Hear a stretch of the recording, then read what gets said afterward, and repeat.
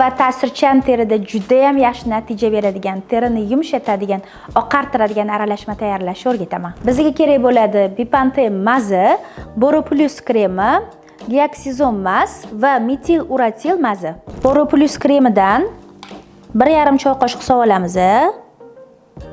Boroplus yallig'lanishlarni to'xtatadi. Bepanthen kremidan 1 choy qoshiq qo'shib olamiz. Bepanthen terini tiklaydi.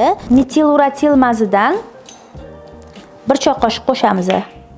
Metil uratil hujayra yallig'lanishini tezlashtiradi.